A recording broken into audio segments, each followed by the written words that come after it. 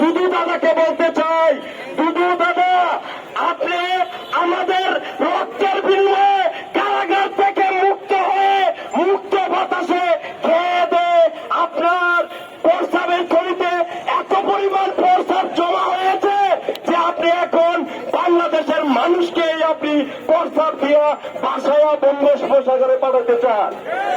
আপনার এই বক্তব্য থেকে বাংলাদেশের মানুষের মনে এখন ভূমি ভূমি ভাব চলে আসছে। জানি না কখন এই বাংলাদেশের মানুষ আপনাদের এই অসৎ আচরণমূলক বক্তব্যের জন্য কখন আপনাদেরকে ভূমির মাধ্যমে ছুঁড়ে ফেলে দেয়। আমি দুদু দাদাকে বলবো, আপনি দাদার বয়সী, আপনি একটু চিন্তা করে দেখেন আমরা কারা।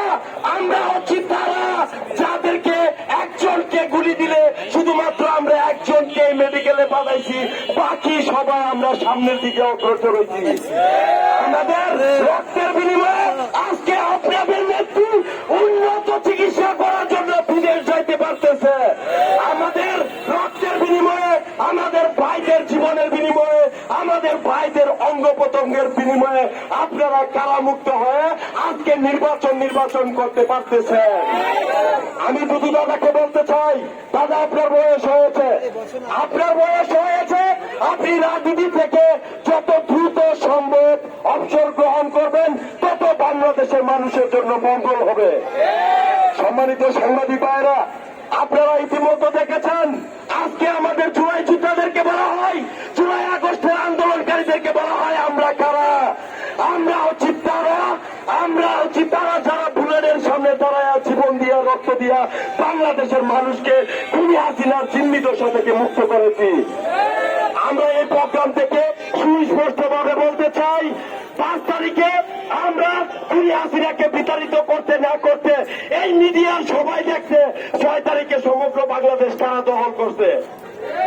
আপনারা দেখেন নাই 6 তারিখে, আমরা 5 তারিখে আমাদের ভাইদের নিয়ে আমরা যখন হসপিটালে কাটাচ্ছি, এই চাঁদাবাজের দলেরা সমগ্র বাংলাদেশের হাট মাঠ ঘাট CNG stand, tempo stand, bus stand, গার্মেন্টসের জোট সব দখলবাজিতে মেতে উঠেছিল।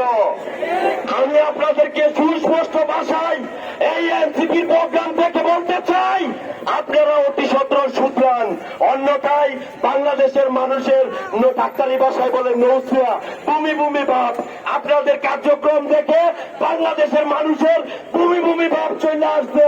ভবিষ্যতে যদি এই খুনি হাসিনার মতো ভূমি করে দেয়, আপনারা কিন্তু সেই ভূমিতে পূর্বা মরে দেবেন।